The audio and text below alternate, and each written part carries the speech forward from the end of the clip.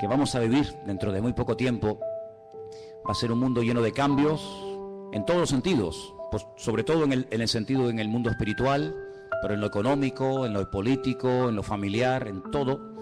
Y por eso les anunciaba el jueves que yo quería hoy hablar de algo que se ha estado comentando en estos días y que cada vez vamos a oír hablar más, y es del famoso nuevo orden mundial.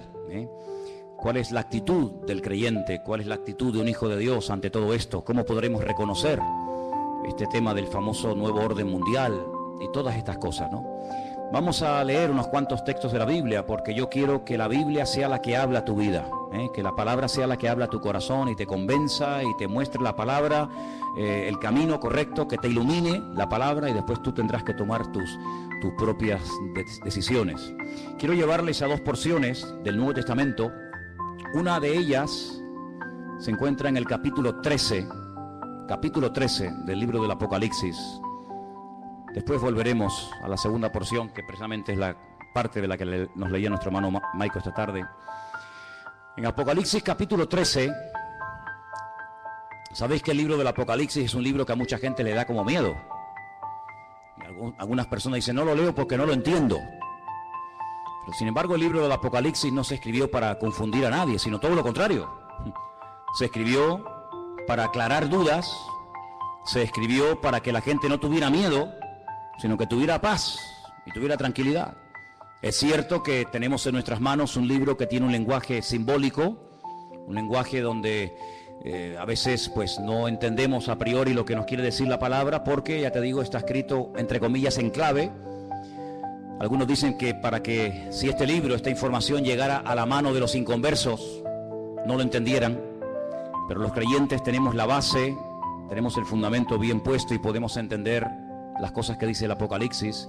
Y hay muchas cosas que habla este libro, pero en el capítulo 13 habla de lo que llama la Biblia las dos bestias.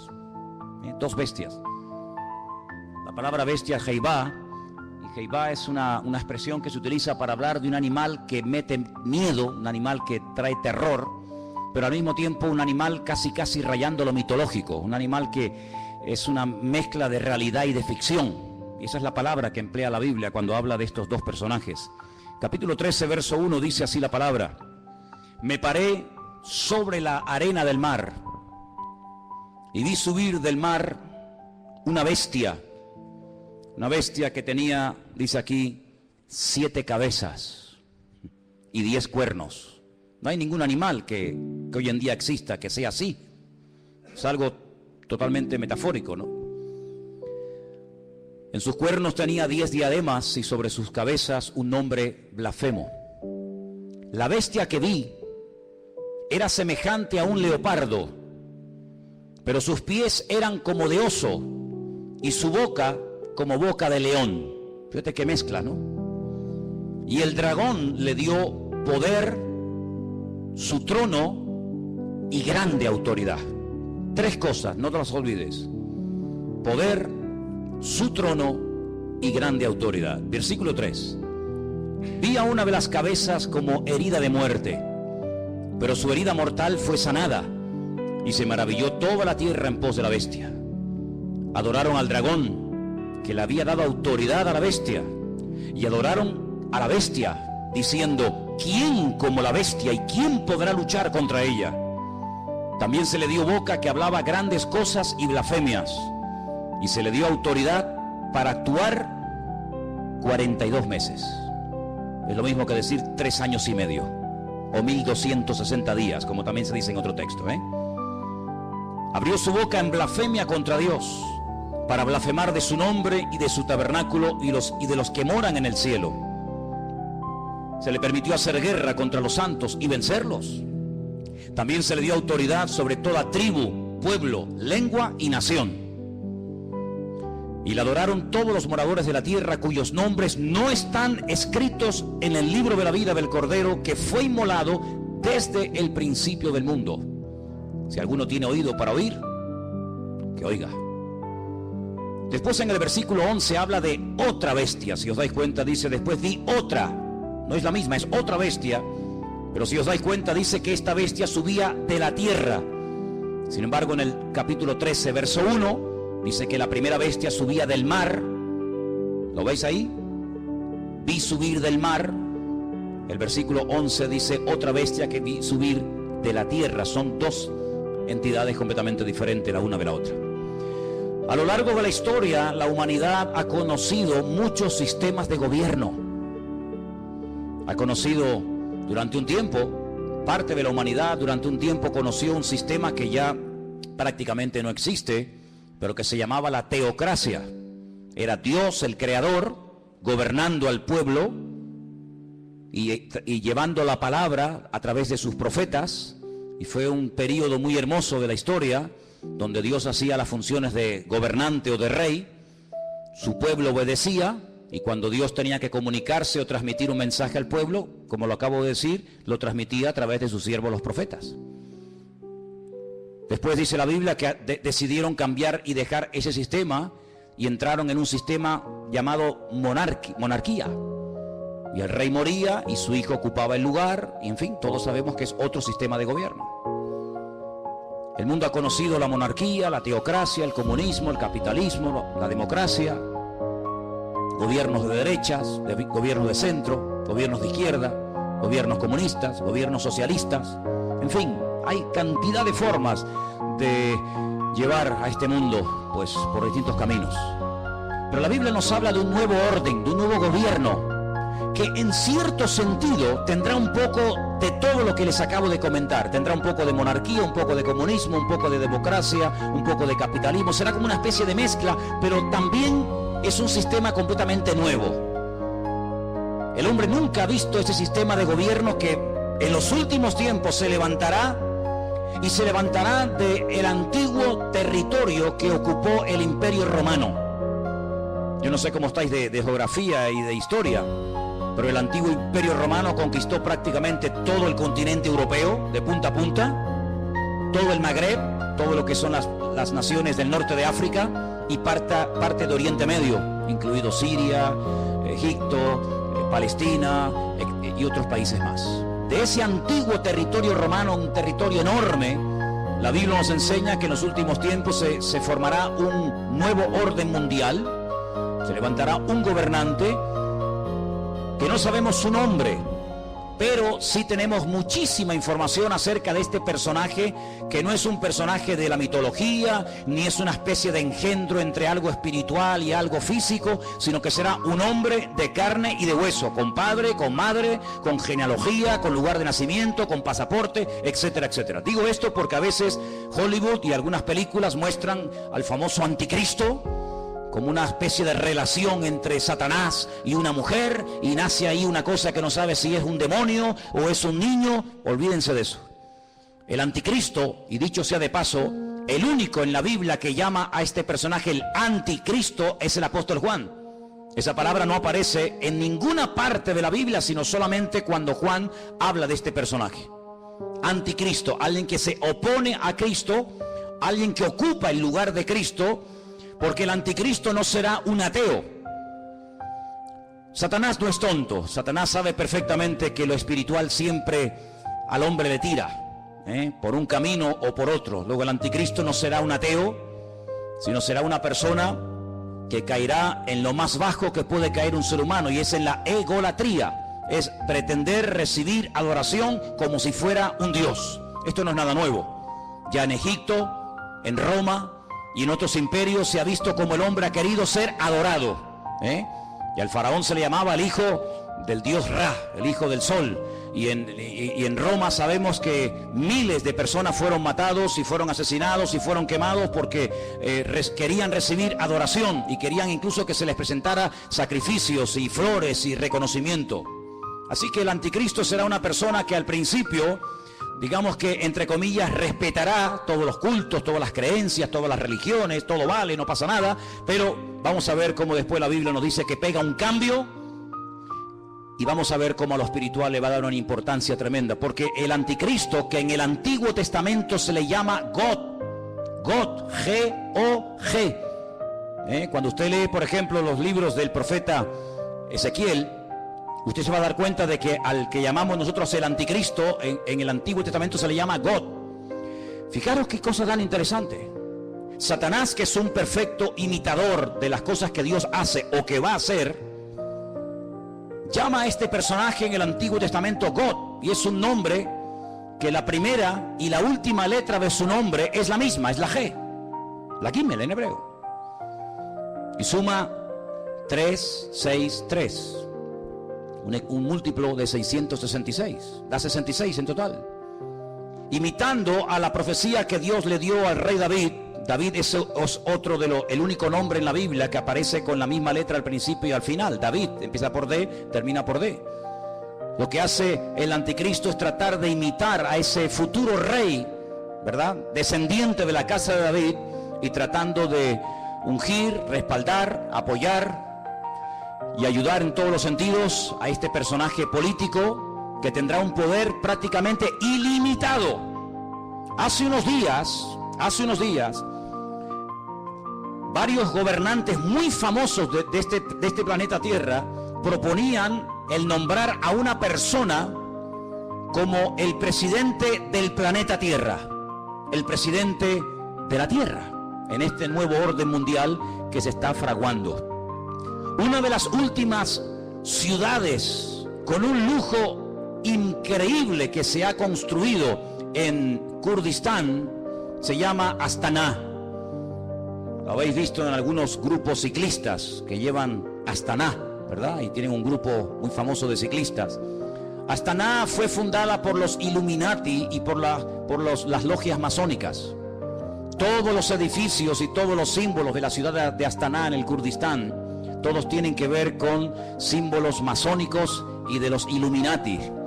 No voy a entrar demasiado en esto, pero los Illuminati son personas que pueden ser políticos, pueden ser presidentes de país, de gobiernos, pueden ser deportistas, pueden ser artistas, etcétera, etcétera. Y hablemos claro, son personas adoradores del diablo. En Israel hay una cueva que se llama la famosa cueva de Sedequías.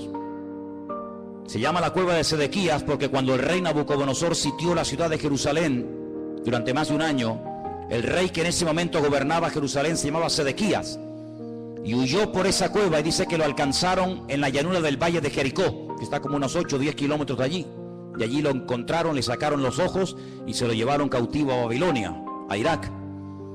Y en esa cueva de Sedequías, de vez en cuando los famosos masones y Illuminatis se reúnen para hacer rituales. Quiero decirles que el presidente mundial de los Illuminati y de los masones es un judío llamado Rockefeller. Y en esa cueva se reúnen los de más alta graduación, los de nivel 33. Y allí hacen todo tipo de ritos y de ceremonias. Y ellos dicen que es allí, en uno de los lugares del mundo, de la tierra, donde Satanás hoy por hoy tiene su trono. No se olviden que Satanás no es un ser omnipresente que puede estar en todas partes al mismo tiempo. Satanás no puede estar en Madrid, en Estados Unidos, en Jerusalén, en Latinoamérica. Satanás es un ser que solamente puede estar en un sitio al mismo tiempo. Se mueve en el mundo espiritual, pero no tiene omnipresencia como es un atributo divino. Y es en ese lugar donde dicen los Illuminati y los masones que en forma de macho cabrío se presenta cuando hacen esas ceremonias en la cueva de Sedequías, y allí es donde reciben órdenes e instrucciones para las cosas que tienen que hacer. A algunos les puede sonar todo esto como a ciencia ficción, como a miedo, como a película, pero quiero decirles que el mundo espiritual, aunque no lo podemos ver con nuestros ojos de carne, es tan real como el mundo natural que constantemente estamos viendo. Date cuenta que, por ejemplo, ahora aquí dentro hay millones de voces en alemán, en arameo, en hebreo, en inglés, en chino, en japonés. Aquí dentro hay frecuencias, hay ondas, pero que no podemos ni verlas ni oírlas porque no tenemos un aparato de radio. Pero si tuviéramos un aparato de radio con una buena antena, seríamos capaces de escuchar programas que ahora mismo se están emitiendo desde Marruecos, desde Estados Unidos, desde cualquier parte de la tierra, simplemente que no tenemos un aparato que nos permite captar la señal de lo que aquí hay. Es como en la televisión. Y el mundo espiritual es invisible, pero es real. Los demonios existen, Dios existe, los ángeles existen. Todo el mundo espiritual es tan real como el mundo en el cual nos movemos tú y yo cada día. ¿Cuántos dicen amén? Satanás, dice la Biblia, que tiene un título, es el príncipe de la potestad del aire. Él se mueve con una velocidad abismal en la atmósfera. Y en ese lugar es donde Satanás hoy por hoy tiene su trono. Recuerden que en el libro del Apocalipsis, cuando el Señor le habla a una de las 7 iglesias, a una, no a las 7, a una le dice: aguanten, tengan paciencia, van a ser probados, van a tener dificultades, pero resistan, yo estoy con ustedes, porque yo sé dónde ustedes viven, donde Satanás tiene su trono. ¿Dónde tiene su trono Satanás hoy en día? Pues allí, en la ciudad de Jerusalén, es donde Satanás se mueve, porque sabe que la ciudad de Jerusalén es la ciudad más importante del mundo. Es la ciudad donde el Señor Jesucristo pasó la última semana de su vida. Es la ciudad donde Él instituyó lo que conocemos como la Santa Cena, el pan y el vino. Es el lugar donde murió. Es el lugar donde resucitó. Es el lugar donde ascendió. Es el lugar donde en el día de Pentecostés descendió el Espíritu Santo en forma como de lenguas de fuego que se asentaron sobre más de 100 y pico personas que estaban allí. Es el lugar donde Zacarías capítulo 14 dice que Él volverá por segunda vez y pondrá sus pies sobre el monte de los olivos, y el monte se partirá y desde allí gobernará a las naciones. Es el lugar donde dice la Biblia que todo ojo le verá y toda rodilla se doblará. Es el lugar donde vendrán los famosos 2 testigos del Apocalipsis. Es el lugar donde Dios tendrá su sede de gobierno. Es una ciudad mencionada en más de 3.500 ocasiones en la Biblia, en el Antiguo Testamento. Es una ciudad importantísima. Es un lugar donde se está orando permanentemente, de noche y de día, por esa ciudad. Pero es un lugar también donde Satanás tiene puestos sus ojos, porque sabe lo que allí va a pasar y lo que allí ya está pasando. Así que el anticristo, no el falso profeta, sino el anticristo, el cuerno pequeño, como lo llama Daniel, el hombre de pecado, el hijo de desobediencia, el inicuo, esta persona cruel y despiadada, tendrá durante 3 años y medio un poder impresionante como no nos podemos ni imaginar. Esta es la última oportunidad que Satanás tiene para destruir a las naciones, para engañar al ser humano. Esta es la última oportunidad, la última bala en la recámara que le queda al diablo por hurtar, matar y destruir, dice la palabra de Dios. Así que se viene un sistema de gobierno que nunca en la vida el ser humano ha visto. Pero, como hemos leído, este hombre, este falso Cristo, este falso Mesías, el anticristo, dice la Biblia que hará alianza, escuchen bien, hará alianza, hará pacto y tendrá el respaldo económico y espiritual de un ente espiritual, por así decirlo, de un grupo religioso que la Biblia lo denomina la Gran Ramera o la Gran Babilonia. ¿Y quién es esta Gran Ramera? ¿Quién es la Gran Babilonia? Bueno, voy a leerles algunas cosas y ustedes lleguen a sus propias conclusiones. La Biblia dice en el libro del Apocalipsis, seguimos en Apocalipsis capítulo 17, que esta Gran Ramera, Babilonia, la madre de las rameras, que ha contaminado a toda la tierra, versículo 1 dice: vi a uno de los 7 ángeles que tenía las 7 copas y habló conmigo y me dijo: ven acá y te mostraré la sentencia contra la gran ramera, la que está sentada sobre muchas aguas. La palabra aguas en el libro del Apocalipsis no se refiere a agua, sino que la interpretación de aguas la tienen ustedes. Hacemos un pequeño salto en el 17:15. Vean la interpretación. Las aguas que has visto donde la ramera se sienta, ¿qué es? Son pueblos, muchedumbres, naciones y lenguas. Esa es la interpretación de la palabra aguas, Entonces vino a mí uno de los 7 ángeles que tenía las 7 copas y habló conmigo y me dijo: ven acá y te mostraré la sentencia contra la gran ramera, la que se ha sentado sobre pueblos, muchedumbres, naciones y lenguas. ¿Veis cómo lo podéis entender mejor?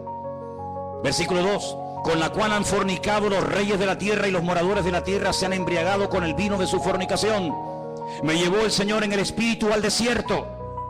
La palabra desierto en hebreo es Bamidbar, es el lugar donde Dios habla, en la soledad, en la quietud, en la calma, donde Dios saca a su pueblo para hablarle y revelarle cosas profundas de su corazón.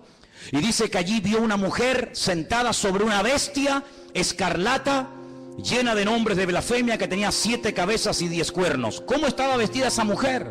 Esa institución religiosa, ¿cómo se vestía? Dice que se vestía de púrpura. Interesante, ¿no? Y de escarlata. Estaba adornada de oro, de piedras preciosas, de perlas, y tenía en su mano un cáliz de oro lleno de abominaciones y de la inmundicia de su fornicación. Así se vestían sus ministros de púrpura y de escarlata, y tenía joyas y piedras preciosas en abundancia. Ahora, analicemos hoy en día en el espectro espiritual de nuestro planeta Tierra, vayamos una por una a ver quiénes pueden ser. Por ejemplo, ¿cómo visten los budistas? Si viéramos en este momento a un budista, seguramente lo veríamos con la cabeza rapada. Veo muchos budistas en esta tarde aquí. Iría seguramente, si tiene algo de pelo, con una especie de trenza. Iría con una túnica de color naranja. Ese es el color de los ministros budistas. No usan piedras preciosas, ni mucho menos. El mundo entero, las naciones de la tierra no han fornicado con el budismo. De hecho, en muchas naciones el budismo ni ha llegado, ni sabe la gente lo que es. Para muchos, Buda simplemente es una estatua de un señor con una panza muy gorda y nada más que eso. ¿Cómo visten, por ejemplo, los musulmanes? No visten de púrpura ni de escarlata. No han gobernado sobre todas las naciones de la tierra, sobre muchas sí, pero no sobre todas las naciones de la tierra. No tienen su sede, como después vamos a ver, en una ciudad más adelante. ¿Cómo visten los testigos de Jehová, los mormones? ¿Qué institución? Y no hace falta que lo digan. Se viste de púrpura y de escarlata y tiene piedras preciosas y riqueza en abundancia. ¿Cuál es el hombre que tiene más poder de convocatoria que simplemente con hacer así te junta 1 millón de personas en décimas de segundo? Un hombre que es capaz de ir a África, a América, a Japón, a la China, a Cuba, a cualquier país de la tierra. Es el hombre que tiene más poder de convocatoria que nadie, más que Obama, más que cualquier deportista. Hay un hombre que simplemente con hacer así junta como nada, 1 millón de personas, y los reyes de la tierra le tienen que besar la mano. Incluso el rey de España ha ido y se le ha inclinado. ¿Qué te parece, amigo?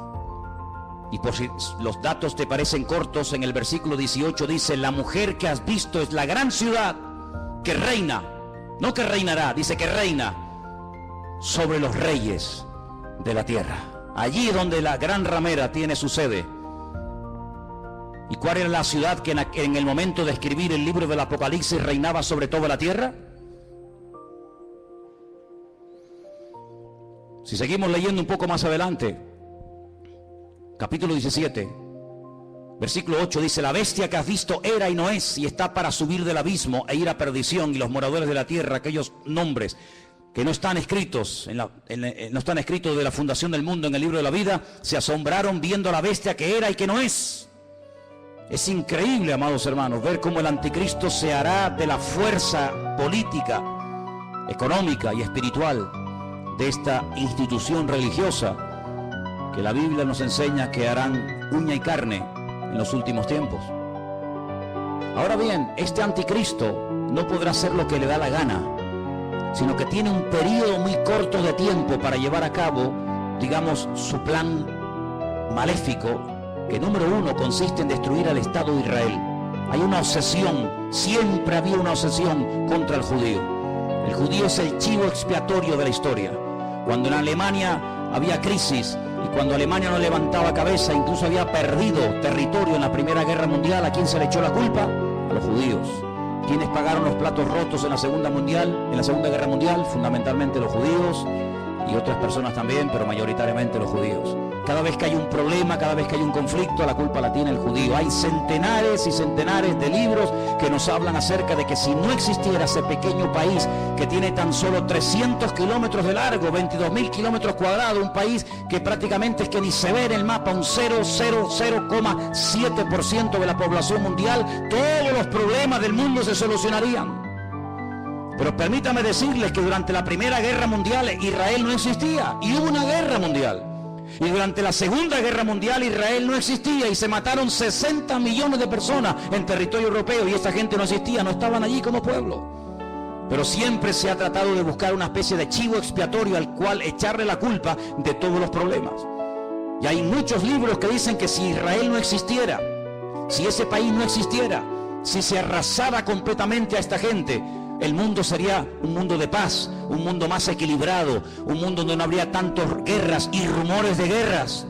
Así que el primer objetivo de este personaje es ganarse la confianza del Estado de Israel. ¿Y cómo se ganará según la Biblia la confianza de los judíos para que durante un tiempo corto, pero al fin y al cabo un tiempo, lo apoyen?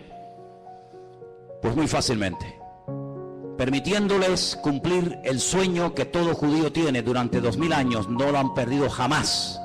Han estado de aquí para allá, los han matado, los han quemado, los han crucificado, les han hecho de todo, pero siempre han tenido una obsesión en la mente, y es poder volver a Jerusalén y poder volver a ver reconstruido el templo de Jerusalén. El templo de Jerusalén fue destruido en el año 70 por las tropas romanas capitaneadas por Tito, el hijo de Vespasiano, y desde el año 70 de la era cristiana hasta hoy, allí no hay templo. Los romanos araron aquel lugar, le cambiaron el nombre a Jerusalén y le pusieron Aelia Capitolina, le cambiaron el nombre de Israel por Palestina, para que nunca más nadie se acordara que una vez hubo una ciudad en la historia de la humanidad llamada Jerusalén y un país llamado Israel. Pero todos sabemos que ese país ahí sí sigue existiendo. 7 guerras, ningún país moderno ha tenido que soportar 7 guerras, donde incluso ha tenido que pelear a veces con 14 naciones a la vez.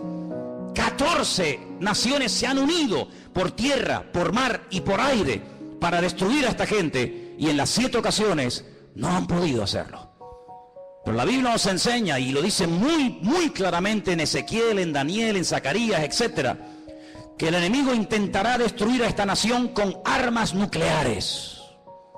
Y la palabra de Dios nos enseña que en un valle que está a las afueras de Jerusalén, llamado el valle de Jezreel o el valle de Megido, se llevará a cabo una batalla tremenda que hasta la Biblia ya ha dado el nombre de dicha batalla, la famosa batalla de Armagedón. De hecho hay películas, ¿no?, que se llaman Armagedón. Y dice la Biblia que allí vendrán naciones de todas partes de la tierra. Atacarán por el norte, por el sur, por el este y por el oeste, por tierra, por mar y por aire. Y será un tiempo de angustia para Israel. La palabra de Dios nos enseña que más de 200 millones de soldados, escuchen bien, a Juan también le asombró, imagínate, nos asombra a nosotros escuchar esta cifra. Imagínate a Juan hace 2000 años en la isla de Patmos escribiendo el Apocalipsis. 200 millones de soldados se unirán con un solo objetivo: destruir al pueblo de Israel. ¿Y por qué tanta obsesión por destruir a Israel? Lo he dicho muchas veces y lo vuelvo a repetir, por una sencilla razón. Porque el Dios creador, el único Dios que existe, el Dios de Abraham, el Dios de Isaac y el Dios de Jacob, ha prometido bajo juramento, con su mano levantada, que Israel nunca será destruida, que Dios peleará por ese pueblo. A pesar de sus defectos, a pesar de su desobediencia, a pesar de su rebeldía, Dios defenderá a muerte a ese pueblo. El país, la nación, el imperio que sea capaz de destruir a Israel demostrará, número 1, o que Dios miente o que Dios no existe. Si Dios ha prometido defender a Israel a muerte y que nunca ninguna nación, ningún pueblo, ningún país, ninguna arma forjada se podrá nunca levantar contra esta gente y ser destruida, si alguien logra destruir a Israel, si alguien logra botarlos al mar como intentó Jordania hace años atrás, pues simplemente demostrará que lo que Dios prometió era mentira, o que tal vez Dios ni siquiera existe, el Dios de ellos. Por lo tanto, el enemigo está tratando de demostrar por todos los medios habidos y por haber que Dios miente. Ya lo hizo en el principio de los tiempos, en el libro del Génesis. Cuando se acerca a la primera mujer, le dice: ¿por qué no comes? ¿Por qué no desobedeces a Dios? Y la mujer dijo: porque Dios nos dijo que si pecamos y si desobedecemos la ley de Dios, vamos a morir. Y Satanás le dice: Dios te ha mentido, no es verdad, tú no vas a morir. Lo que pasa es que Dios sabe que si comes de este árbol, si desobedeces a Dios, le harás la competencia, le harás sombra y serás otro Dios. Y eso Dios no quiere que ocurra. Y la Biblia nos enseña que aquella persona le creyó a diablo, le creyó a Satanás y le creyó a la mentira. Y así como la verdad te hace libre, la mentira te esclaviza y te destruye. Por eso a lo largo de la historia, desde Caín hasta nuestros días, Satanás ha intentado destruir al pueblo de Israel, al Dios de Israel. ¿Por qué? Porque él quiere ser adorado y reconocido. Y el anticristo, este hombre, este líder político, exigirá que se le adore. Dice la Biblia que cuando el templo de Jerusalén sea reconstruido, y quiero decirles que he estado muchas veces en Israel, muchísimas veces, y cada vez que he ido he tenido la oportunidad y la bendición de poder ir al Museo del Templo, donde puedes ver absolutamente todo, salvo el arca del pacto. Ya está todo preparado, todo dispuesto, todo listo para que se reconstruya por tercera vez el famoso templo de Jerusalén, en el único lugar del mundo donde los judíos pueden construir un templo. Los judíos no son como los evangélicos que pueden construir iglesias en cualquier parte, o como los católicos que construyen catedrales en cualquier ciudad del mundo. El judío tiene la orden, la prohibición de no edificar ningún templo en ninguna parte de la tierra, salvo en el monte Moriah, donde miles de años atrás el patriarca Abraham subió a lo alto de esa montaña a sacrificar a su hijo. Y es en ese lugar donde Dios únicamente permite que se construya un templo, donde Él, dice la Biblia, que pondrá su gloria y su presencia para que todas las naciones de la tierra conozcan que Dios es uno, dice la palabra de Dios. ¿Por qué no lo hacen? Tienen poder para hacerlo. En 1967, en junio del 67, el 7 de junio del 67, la Biblia nos enseña, o la historia, perdón, nos enseña que las tropas de Israel entraron y conquistaron toda la ciudad de Jerusalén. No podían entrar en Jerusalén, pero en el 67 tomaron toda la ciudad. Subieron a lo alto del monte, pero le dejaron hasta el día de hoy a Jordania que administre las explanadas del templo, donde está la famosa mezquita de Omar y la famosa mezquita de Al-Aqsa. Pero es allí donde algún día, dice la palabra de Dios, que el templo será reconstruido. Y a los 3 años de ser edificado ese templo, nos dice en Tesalonicenses, justo a los 3 años, este personaje entra al lugar santísimo, lo profana, y entonces exige que todo el mundo le adore y le reconozca como el único Dios. Quiero leerles en 2 de Tesalonicenses capítulo 2, versículo 1, escuchen bien la lectura. Dice el apóstol Pablo: con respecto a la venida de nuestro Señor Jesucristo, de eso está hablando, y nuestra reunión con Él, os rogamos, hermanos, que no os dejéis mover fácilmente de vuestro modo de pensar, ni os conturbéis, ni por espíritu, ni por palabra, ni por carta, como si fuera nuestra, en el sentido de que el día del Señor está cerca. Nadie os engañe en ninguna manera, porque no vendrá sin que antes venga la apostasía, el desmadre, el descontrol total y absoluto. En ese ambiente de desmadre, de descontrol, de guerras y rumores de guerra, de crisis y más crisis, en ese ambiente se levantará el anticristo. Porque viene ofreciendo paz, viene ofreciendo seguridad y viene ofreciendo estabilidad a un mundo que entrará en caos y entrará en picado y no habrá forma de solucionar el problema. Vendrá la apostasía. Dice la Biblia que en los últimos tiempos muchos que se llaman creyentes o cristianos o seguidores de Dios o de Cristo apostatarán de la fe, llegarán a escuchar hasta espíritus engañadores, espíritus malignos, llegarán a creer en cuanta cosa rara y extraña aparezca por el escenario, y se producirá un enfriamiento a nivel mundial por parte de muchos que se llaman creyentes. Dice, y el amor de muchos, a consecuencia de que se ha multiplicado la maldad, se enfriará. Y si aquellos días no fueren acortados, nadie se podría salvar. Dice, más por causa de los escogidos, y por ahí están los listos de turno que siempre dicen, no, pero los escogidos son los judíos, no somos nosotros. Eso es mentira. Están engañados. Si están enseñados, están engañados. La palabra escogido es ecleto. La palabra ecleto aparece en Primera de Pedro, cuando Pedro le escribe a gentiles, no a judíos, a gentiles, y les dice, vosotros que antes no erais pueblo, si eran judíos, eran pueblo. No, pero es que vosotros no erais pueblo, porque el único pueblo que Dios tuvo en el pasado fue Israel. Vosotros que no erais pueblo, ahora sois pueblo de Dios. Real sacerdocio, amén. Nación santa, pueblo escogido por Dios, para que anunciéis las virtudes de aquel que os llamó de las tinieblas a su luz admirable. Sí, la palabra que toma Pedro, que es ecleto, es exactamente la misma que aparece en Lucas 21 y en Mateo 24 cuando habla de escogidos. Dios tiene solo un pueblo, Dios no tiene dos pueblos, Dios tiene un solo pueblo. Y en ese pueblo forman parte todos aquellos hombres y mujeres que han aceptado a Cristo como su Señor y Salvador personal. Punto. ¿Cuántos dicen amén? Y dice que si no fueren acortados aquellos días, pero por causa de los escogidos tiene que acortarlo, nadie se podría salvar. Entonces dice que cuando venga la apostasía, muchos, no todos, muchos se apartarán. Y estamos viendo gente que antaño predicaba el evangelio, ya ni lo predican, ni sirven al Señor, ni se congregan. Y no se asusten ni se sorprendan. Pedro dice, hermanos, no os sorprendáis, como si alguna cosa extraña estuviera ocurriendo. Ya os hemos predicado, ya os hemos profetizado, ya les hemos escrito.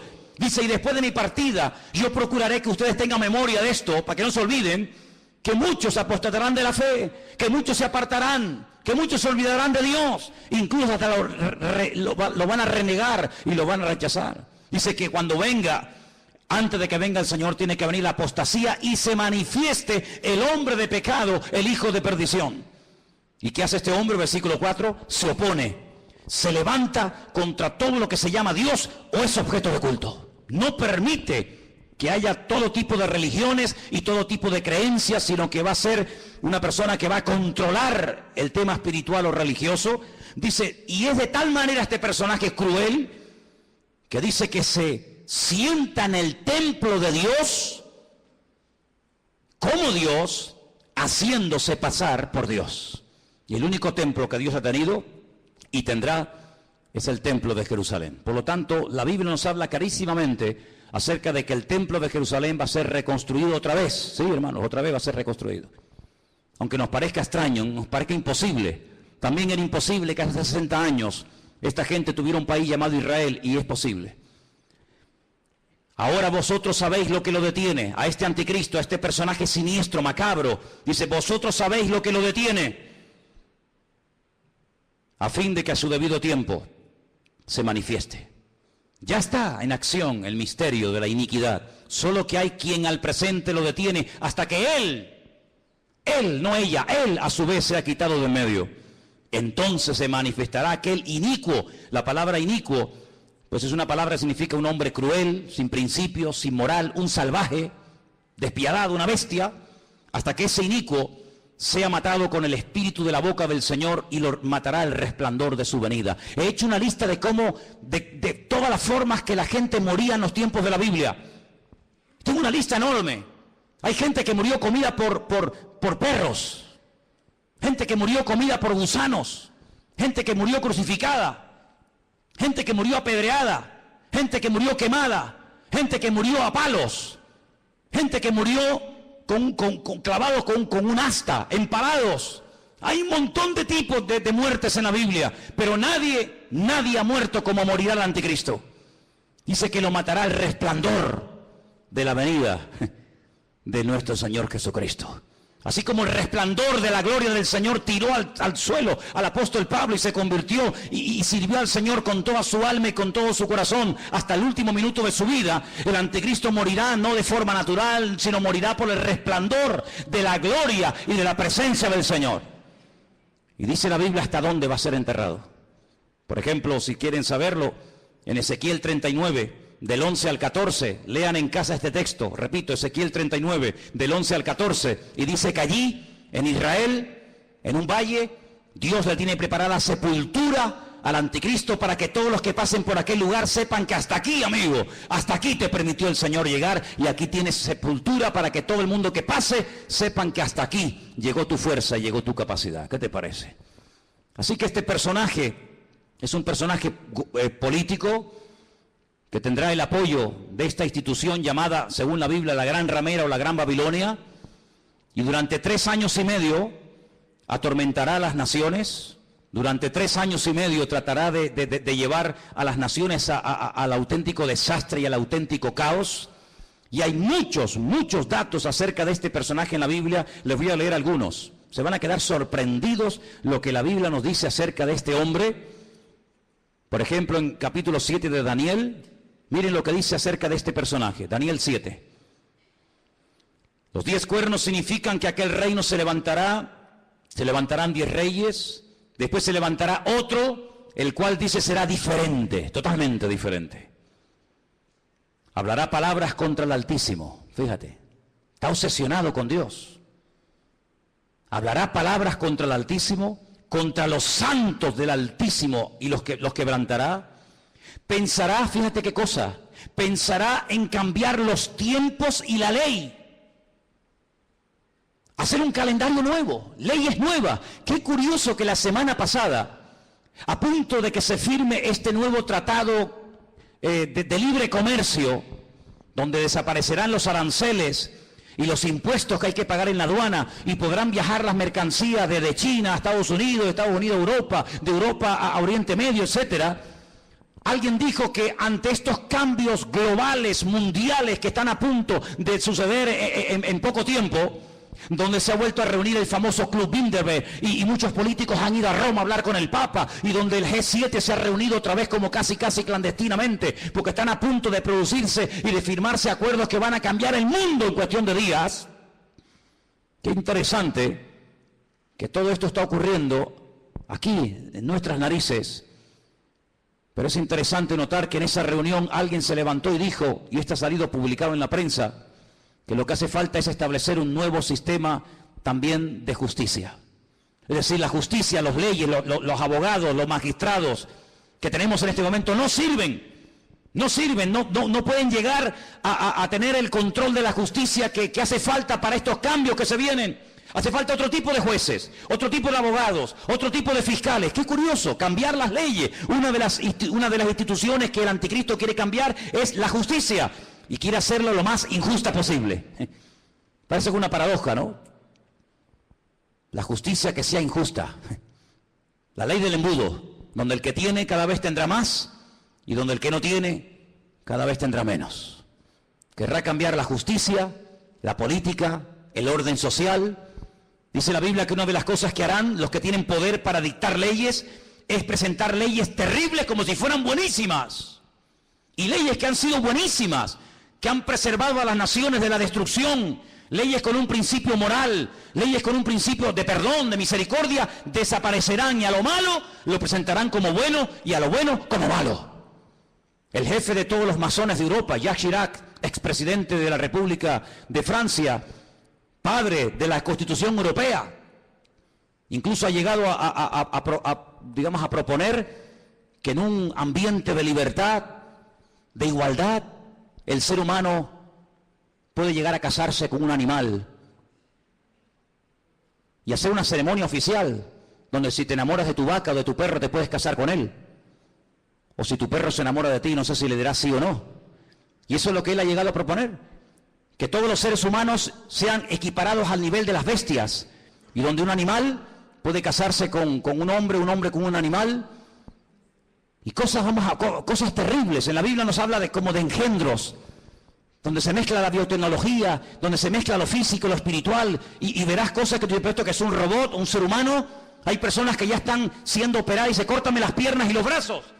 Quiero otro tipo de piernas y de brazos, y ya están haciendo engendros y manipulaciones genéticas sin precedente en la historia de la humanidad. Qué curioso que la Biblia, desde el libro del principio de la Torá, prohibía todo tipo de mezclas y todo tipo de injertos y todo tipo de cambios, ¿verdad? Sin embargo, el hombre intentará cambiar los tiempos, intentará cambiar las leyes.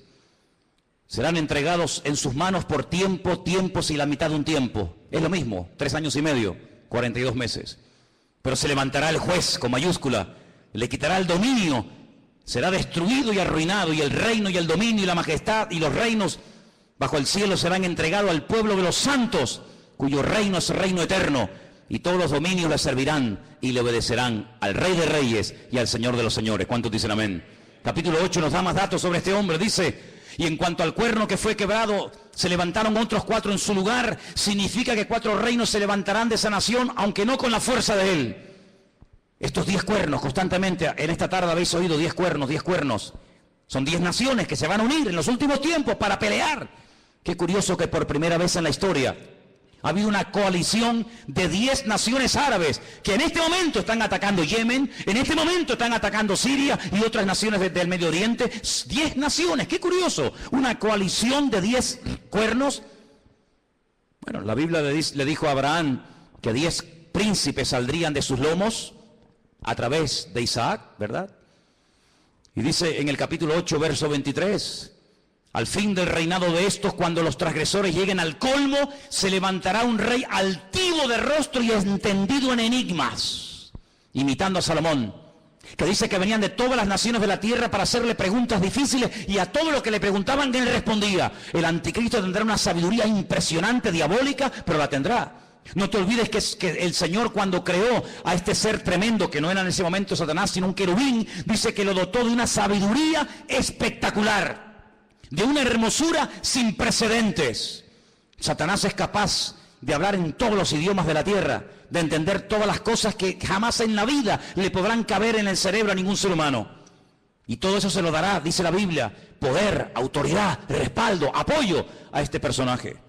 Verso 24, y su poder se fortalecerá, pero no con su fuerza propia. Causará grande ruina y prosperará. Qué curioso, por una parte causa ruina y por otra parte prospera. Qué tremendo que los que causan ruina a los demás siempre son prosperados ellos. Es interesante, ¿no? Causan ruinas, destruyen pueblos, saquean ciudades, hacen destrozo, pero estos que le arruinan la vida a millones de seres humanos, luego son los tipos más ricos del mundo. Y uno dice, ¿cómo es posible que este hombre que ha sido elegido por el pueblo, o se puso él teóricamente para ayudar al pueblo, no solamente nos complique la vida y nos arruine y nos mate, y encima el tipo este tenga fortunas en Suiza, sabe Dios dónde? Así será el anticristo. Hará arbitrariamente, es decir, hará lo que le da la gana. Destruirá a los fuertes y atacará al pueblo de los santos. Israel va a ser atacado, Israel lo sabe. En este momento solamente Irán, escuchen bien esto, solamente Irán. El otro día hubo una reunión a más alto nivel.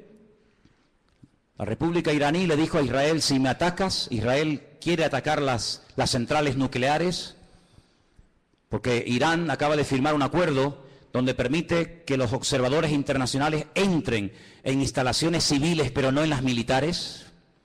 Insiste continuamente de que todo el arsenal que Rusia le está proporcionando de uranio es simplemente para hacerle la vida a los iraníes más fáciles, pero todo el mundo sabe, porque lo han dicho, no es nada que se oculte, porque lo han dicho, que el objetivo de ellos es literalmente hacer un festival nuclear en la ciudad de Jerusalén.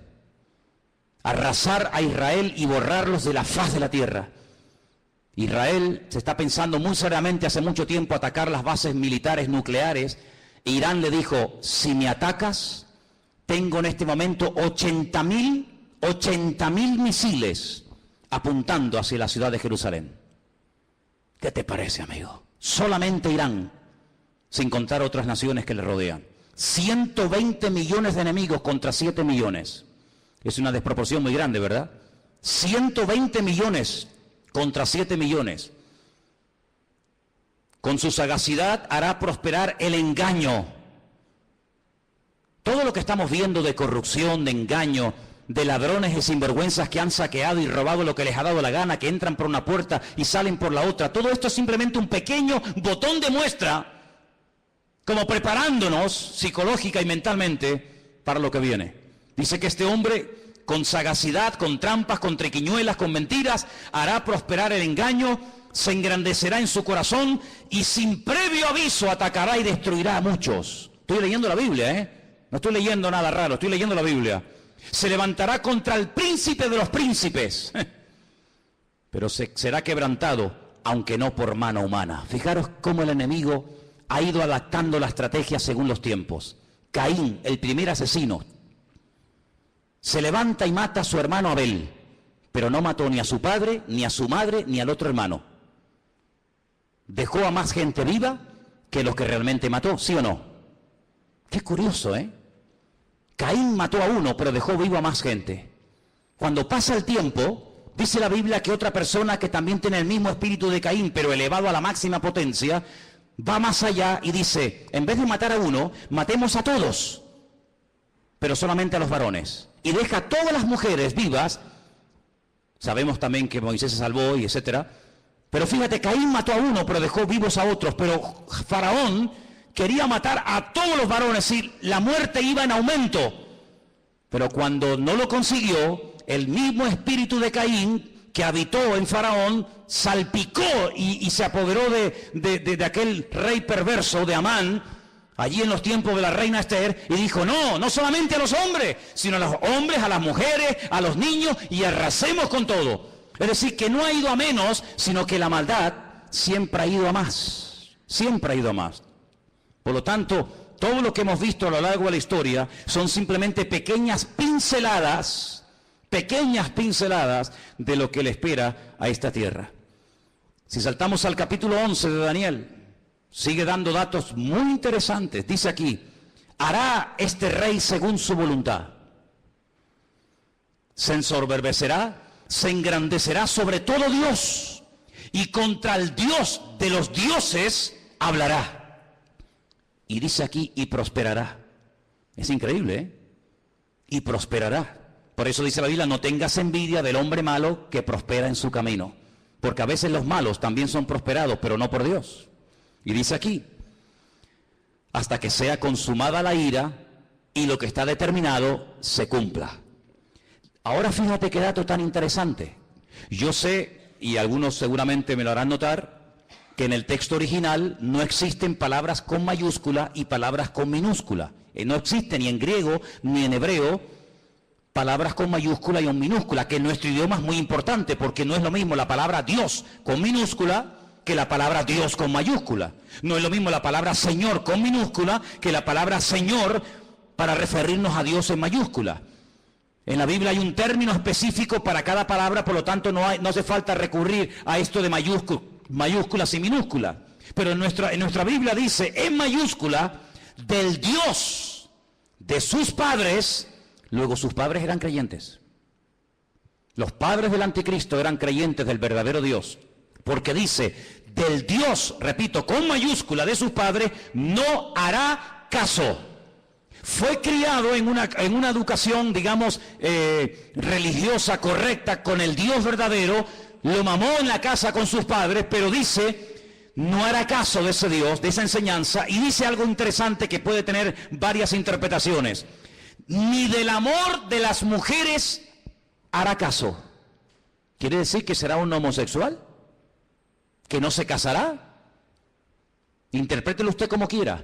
Pero dice que a este hombre no le interesa perder el tiempo. Ustedes saben que cuando un hombre se enamora de una mujer se vuelve medio idiota, medio tonto, ¿no? Por lo tanto, él dice, yo tengo un objetivo y si enamorarme de esta o de aquella me va a quitar mi tiempo, dice, ni hará caso de las mujeres. Increíble. No respetará a Dios alguno, porque contra todo se engrandecerá. Honrará en su lugar al Dios de las fortalezas. Y tú dices, ¿este quién es? El Dios de las fortalezas. No hará caso del Dios verdadero que sus padres le inculcaron y le enseñaron. Dejará ese Dios verdadero y comenzará a adorar, dice aquí, al Dios de las fortalezas. Ahora, el libro de Daniel es el único libro de la Biblia que está escrito en dos idiomas diferentes. Todos los libros del Antiguo Testamento están escritos en hebreo y los del Nuevo Testamento en griego, pero Daniel no. Daniel, parte del libro está escrito en arameo y parte está escrito en hebreo. Se lee igual, pero significa lo mismo. Cuando usted lee del Dios de las fortalezas lo honrará, dice textualmente Alá Maozín. Y menciona la palabra Alá. ¿Saben que las siguientes Biblias que se van a vender dentro de muy poco tiempo, que ya están en circulación en las iglesias evangélicas, dirá, por ejemplo, en el principio creó Alá los cielos y la tierra? ¿Sabían que la palabra Elohim o Dios desaparecerá de muchas Biblias en los próximos años y aparecerá la palabra Alá? ¿Sabían eso? Pues vete espabilando.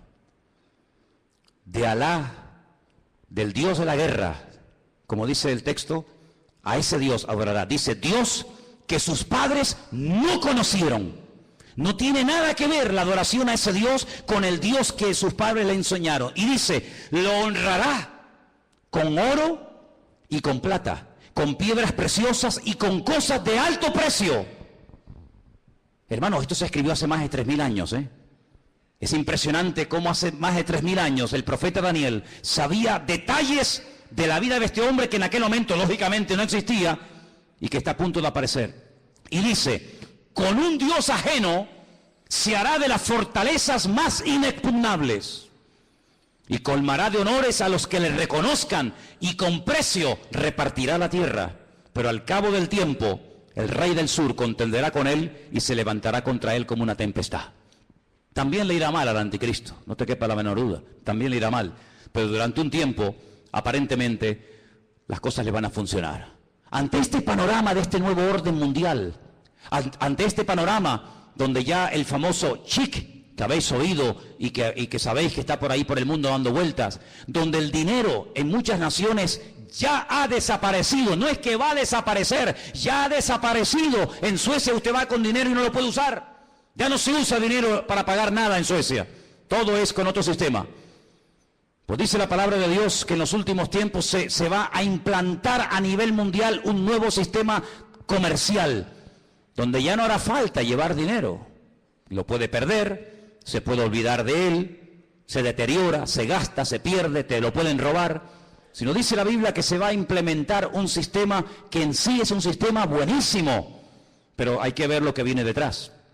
Y es un sistema donde dice la Biblia que nadie podrá llegar ni a comprar nada, ni a vender absolutamente nada, ni un litro de leche, hermano, ni una barra de pan en la panadería, ni nada de gasolina para el coche. Nadie podrá, bajo ningún concepto, comprar ni vender, a menos que lleve implantado en su cuerpo un microchip, como el que llevan los perros, hace muchos años, donde simplemente con un aparatito, cualquier veterinario del mundo sabe cómo se llama ese perro, dónde vive, si está vacunado, si no está vacunado, cómo se llama el dueño, dónde vive y qué hace y qué no hace. Es un pequeño microchip alimentado con una pequeña pila de litio implantado en la piel, de tal manera que usted en cualquier momento puede llegar a una ferretería, a una carpintería, a una farmacia, a donde quiera, simplemente usted pasando su mano, automáticamente le descuentan de su cuenta bancaria lo que supuestamente usted puede tener. Así no tiene problema de que nadie le robe, de que nadie le quite nada. Y usted dirá, pero eso es una locura. No es ninguna locura. Muchísimos soldados del ejército norteamericano, muchísimos multimillonarios ya le están poniendo a sus hijos esta especie de microchip. ¿Por qué? Porque tiene muchas ventajas, aparentemente. Y es que usted está localizado 24 horas del día, aunque esté metido en un submarino bajo tierra o bajo el mar. Usted está localizado permanentemente, porque los satélites captan esa señal, captan esa radiofrecuencia en cualquier lugar donde usted se encuentre. ¿Cómo podía saber Juan, un pescador de Galilea, hace 2000 años atrás, en un pequeño país llamado Israel, que algún día en el mundo, en el planeta Tierra, habría un sistema tan sofisticado, donde la gente ya no usaría dinero para comprar, ni para vender, ni para viajar, sino que simplemente llevando ahí una especie de chique en la mano, pasándolo por una especie de escáner o de máquina, la gente podría llevar una vida normal? ¿Cómo podía ese hombre saber eso hace 2000 años? No lo sabía. Dios se lo dijo. Y Dios se lo reveló. Porque aquí el que controla el pasado, el presente y el futuro es nuestro Dios. Y el Apocalipsis está escrito en pasado. Porque esa es una de las características del tema profético en la Biblia, que el futuro se cuenta en pasado. Y por eso dice la Escritura que para conocer el futuro hay que conocer el pasado. Porque el que no conoce lo que Dios ha hecho, no sabrá nunca lo que Dios hará en el futuro. ¿Qué podemos hacer los que nos llamamos cristianos o queremos ir en serio con el Señor ante este panorama? Bueno, es interesante notar que una de las profecías que se tenía que cumplir en los últimos tiempos es que el río Éufrates, saben que Irak está bañada por dos grandes ríos, el Éufrates y el Tigris. Es una de las zonas donde estaba el famoso Jardín del Edén.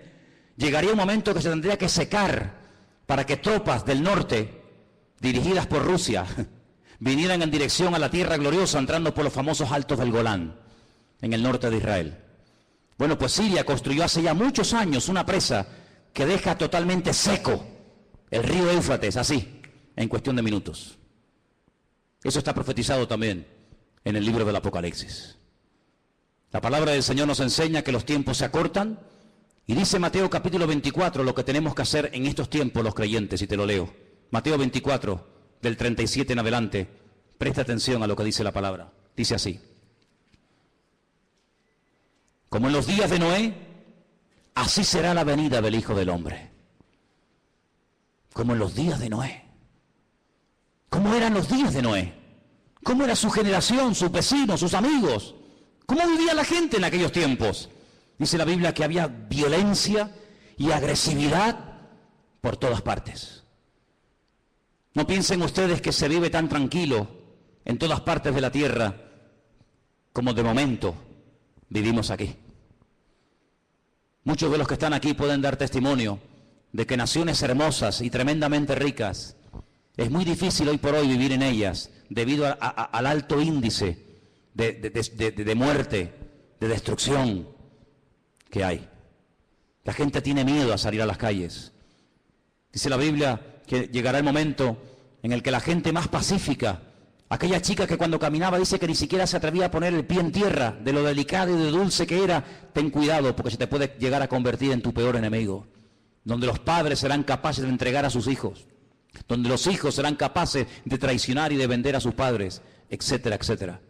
Como los días de Noé, violencia, agresividad, perversión, algo impresionante. Si nos metiéramos a dar datos de la cantidad de perversión que hay con niños, con jovencitas en muchas partes del mundo y muchas muy cerca de aquí, nos quedaríamos realmente sorprendidos de ver cómo hemos superado con creces a las famosas ciudades de Sodoma y Gomorra. La perversión ha llegado a unos niveles indescriptibles. Sigo leyendo en el versículo 38. Porque como en los días antes, días hermano, no años, días antes del diluvio, ¿qué hacían? Comían, bebían, se casaban, se daban en casamiento hasta el día en que no entró en el arca. ¿Cómo es posible que está a punto de venir un diluvio, que vamos a morir todos como ratas, que no hay escapatoria? Y te estés casando, pero ¿casando para qué? Si mañana vamos a morir todos. Y haciendo negocios a largo plazo, y haciendo inversiones, y comprando, y vendiendo, y comiendo, y bebiendo, cuando te quedan 20 horas de vida. Oye, si tú supieras, dime la verdad, hermano y hermana, si tú supieras con toda seguridad que te queda una hora de vida, ¿qué harías? Dime qué harías. ¿Llamarías ahora a tu hijo, a tu hija? ¿Harías algo? No, todavía queda mucho tiempo, sí. Esa actitud de diferencia, de decir, bueno, no hay tanta prisa, tampoco es para tanto, no exageres tanto, Manolo, que todavía queda mucho tiempo, que soy muy joven, que queda mucha vida por delante. Sí, también al que enterré ayer le quedaba mucha vida por delante. Y con 44 años recién cumplido el lunes, ahora está donde todos sabemos que está. Toda la vida le quedaba por delante, claro. Un chaval con 44 años, pues, hombre, pues imagínate tú lo que puedes vivir, casi otros 40 años más. Pues no, se acostó a las 9 de la noche. Y a las 7 de la mañana, su vida se apagó. ¿Qué te parece? Días antes del diluvio, Noé estuvo predicando y diciendo a la gente, viene el diluvio, que Dios va en serio, Dios te ha dado oportunidad, otra, y mañana, y pasado, y nada, y no hacían caso.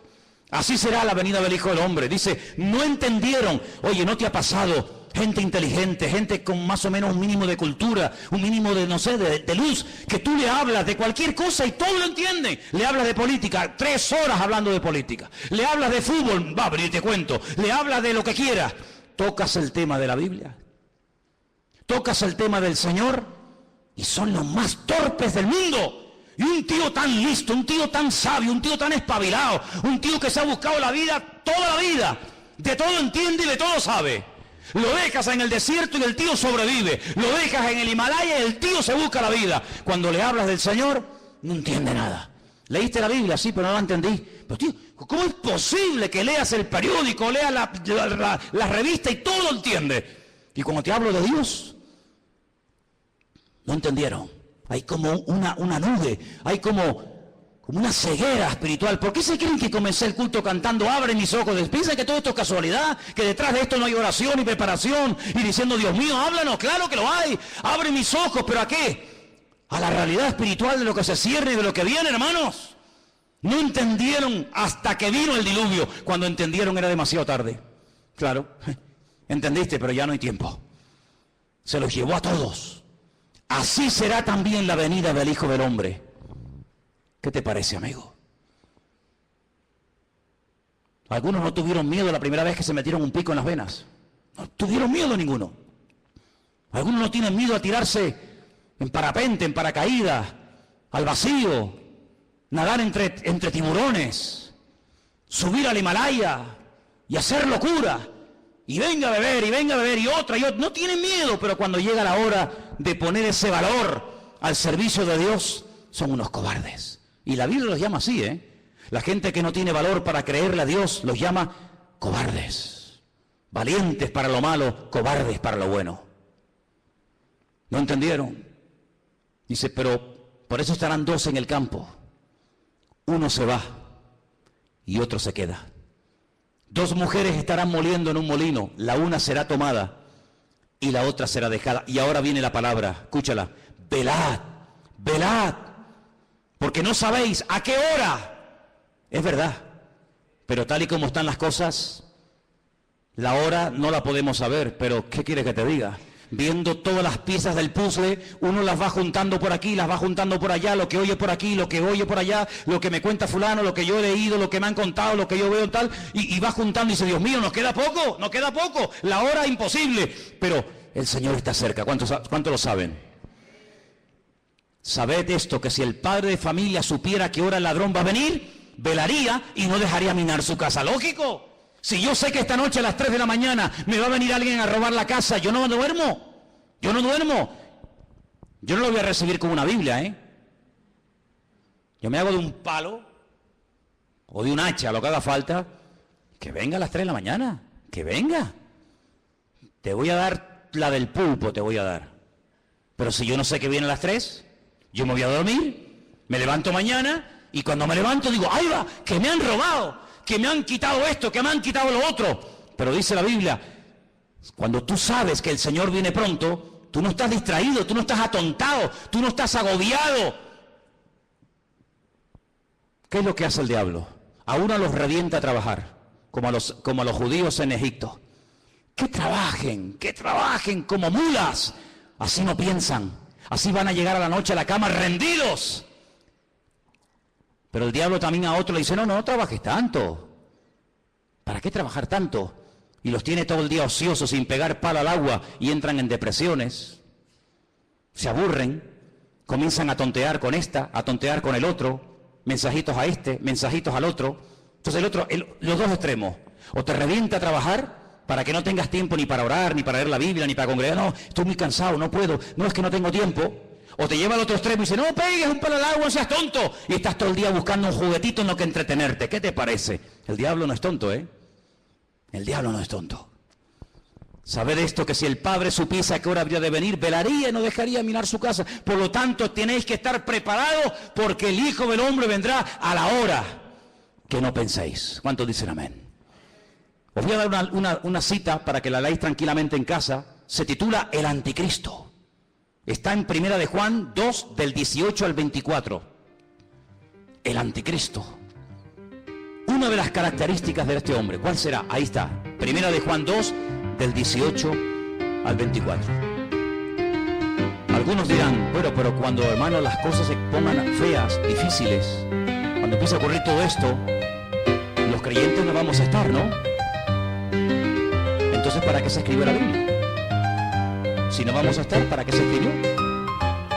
Tanta tinta, tanto libro, tanta literatura, tanta advertencia, tanta profecía, tanto mensaje. Si al final no vamos a estar, está perdiendo el tiempo. Es que se escribió tanto para que el pueblo de Dios no fuera sorprendido. Alguien dijo hace 150 años, escucha bien esto, hace 150 años, alguien dijo, tranquilos hermanos, cuando empiecen las persecuciones, cuando empiecen las matanzas, cuando empiece el mundo a ponerse difícil y duro, el Señor arrebatará su iglesia y aquí no estaremos ninguno.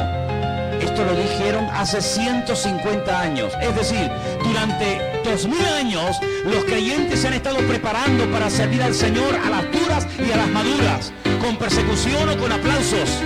Pero claro, por ahí cayó en buena tierra, entre comillas, la enseñanza de que los creyentes no iban a estar en tiempos de persecución.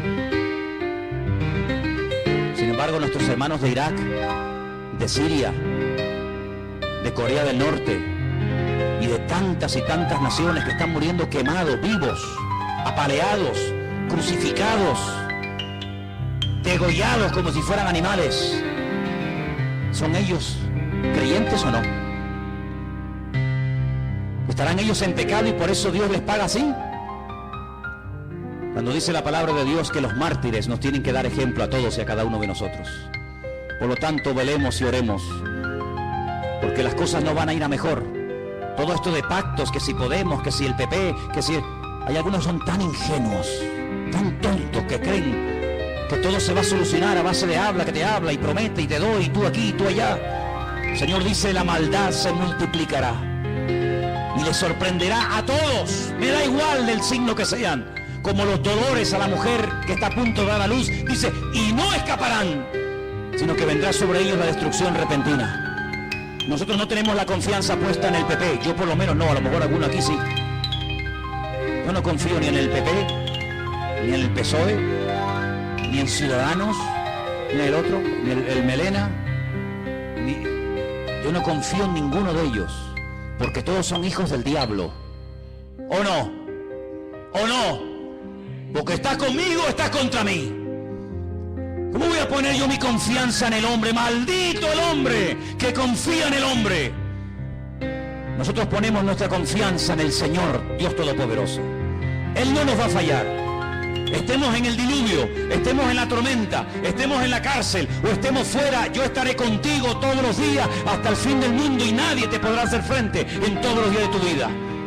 Eso es lo que nos dice el Señor y a eso tenemos que agarrarnos ahora más que nunca. Por eso llevo años diciendo cada semana, oh hermanos oremos, hermanos busquemos del Señor, métanse en la palabra. Dejen de perder tiempo en tontería, no hagan planes que tú no... Hablando de planes, ¿cuántos de los que están aquí tienen planes y meten al Señor en sus planes? Es que lo tenía aquí apuntado y no me puedo ir sin decirlo. ¿Incluyes a Dios en tus planes? A ver, ¿sí o no? Pues lo estás haciendo fatal. Fatal. ¿Que no puedo incluir a Dios en mis planes? No. Pero hermano, no te entiendo. Espera, déjame que te explique. Pues si no te vas a quedar así. Tú no tienes que incluir a Dios en tus planes. Tú tienes que meterte en los planes de Dios. ¿Ves la diferencia? Yo tengo planes, quiero ser médico, quiero ser abogado, quiero estudiar 5 carreras, quiero casarme con un chico alto, guapo, rubio, maravilloso, que habla inglés, arameo, francés, chino, japonés, tenga un coche, un yate, un avión. Claro, esos son tus planes. Y Señor, me tienes que ayudar, me tienes que ayudar, amigo, Tú tienes tus planes, tus proyectos, y ahora me caso, y ahora me divorcio, y ahora compro, y ahora vendo, y ahora voy a la playa, y ahora voy al monte. Tú tienes tus planes y metes a Dios en tus planes. Te equivocas rotundamente, no has entendido nada. Y tú dices, pero ¿cómo se predica en esta iglesia así? Amigo, aquí estamos para esto. Si quieres más la papita dulce, vete allá a la esquina que está la guardería Heidi. Aquí yo te digo que la única manera de ir de gloria en gloria y de victoria en victoria no es metiendo a Dios en mi agenda, sino metiéndome yo en su agenda y en sus planes y en sus proyectos. Y entonces Dios te va a bendecir y Dios te va a ayudar. No metas a Dios en tu vida, métete tú en el Señor y entonces el Señor te va a ayudar. Y se abre la puerta, se cierra la puerta, poder decir gloria a Dios, porque Dios está conmigo y nadie me podrá frenar en los días de mi vida. Aleluya. ¿Cómo que tus planes? ¿Qué dices, amigo? ¿Cómo que tus planes? Ya no vivo yo. Ya no vivo yo, es Él el que vive en mí. Por eso es muy difícil ser cristiano, porque ¿a quién no tiene planes? ¿A quién no le gusta? Hombre, a mí me han dicho, ¿cuántas veces me han dicho? Ay, yo sé que el Señor tiene que venir, pero que no venga ahora mismo porque yo me quiero casar. Bueno, pues nada. Pues entonces, dile al Señor, Señor, no vengas de momento porque me he comprado el vestido. Me compran los zapatos. Y claro, si vienes, ¿cómo me los pongo? Esa es como me dijo a mí una chica cuando inauguramos esta iglesia hace 14 años atrás. Tuvimos cultos sábado y domingo. Y el sábado le dije, mira, cantas tú y tú, y el domingo cantan otras hermanas Y me dice, no, hermano, yo canto el sábado y el domingo. Digo, no, tú cantas el sábado y otro el domingo. Que no, digo, hombre, ¿cómo no? Vamos a ver. Y digo, pero ¿tú por qué tanto empeño en cantar también el domingo? Y me dice, porque me he comprado 2 vestidos. Me he comprado uno para el sábado y otro para el domingo. Y si no canto el domingo no me van a ver el vestido nuevo. Y yo le dije, pero ¿tú vienes aquí a la iglesia para presumir de vestidos? Porque si vienes aquí a aparentar y a presumir, aquí te sobra el sitio, hija. Así que ahora no vas a cantar ni el sábado ni el domingo. Mira lo que te digo. Pues aquí no venimos a verte a ti. Aquí venimos a adorar al Señor. Y cogió y se fue. Se fue a cantar donde le aplaudían. Pero aquí al único que aplaudimos, y le pido que ahora le deis un aplauso a Él, es al Rey de Reyes y al Señor de los Señores. A Él sea la gloria por los siglos de los siglos. Amén. A Él solamente. Aleluya. Fuertes aplausos a nuestro Dios, hermano.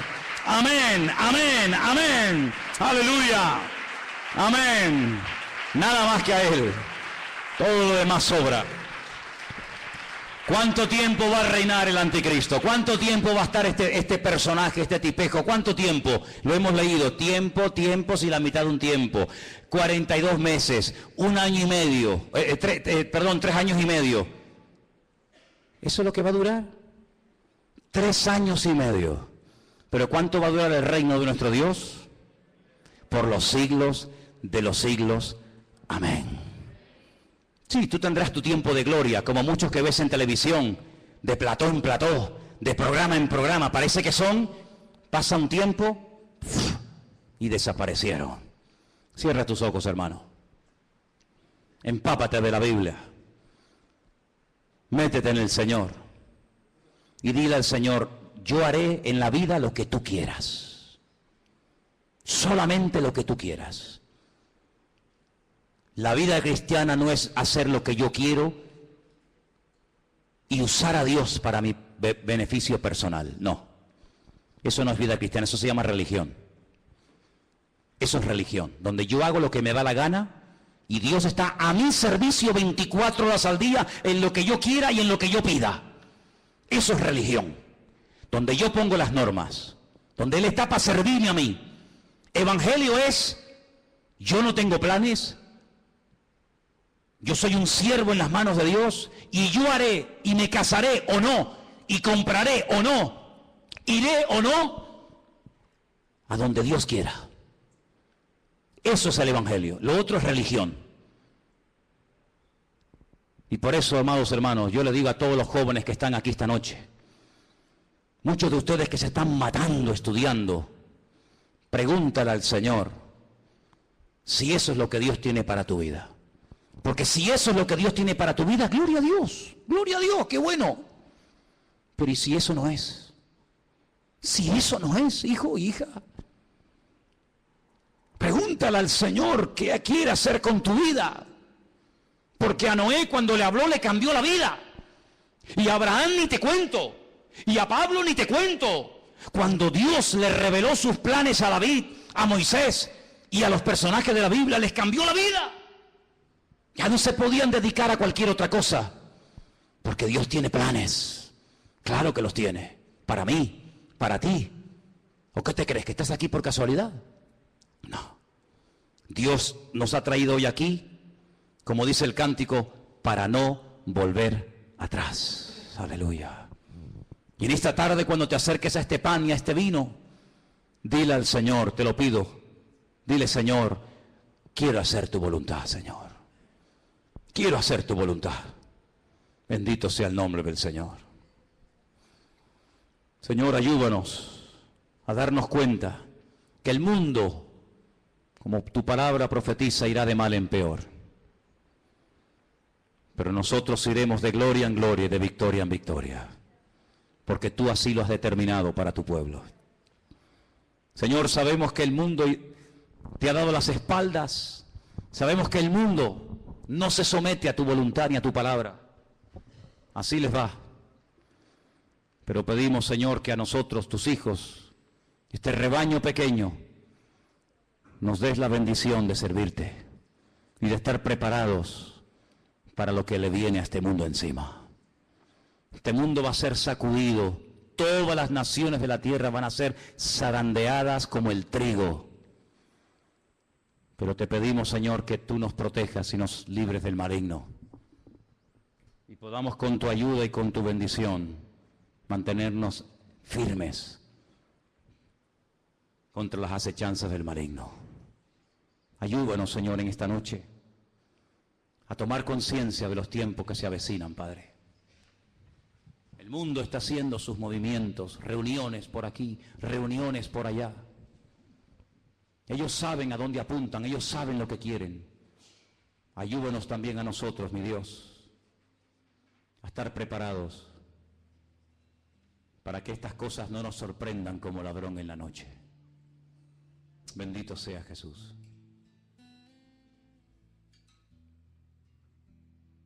Ahí sentado como estás, prepara tu corazón para venir a la mesa del Señor y participar.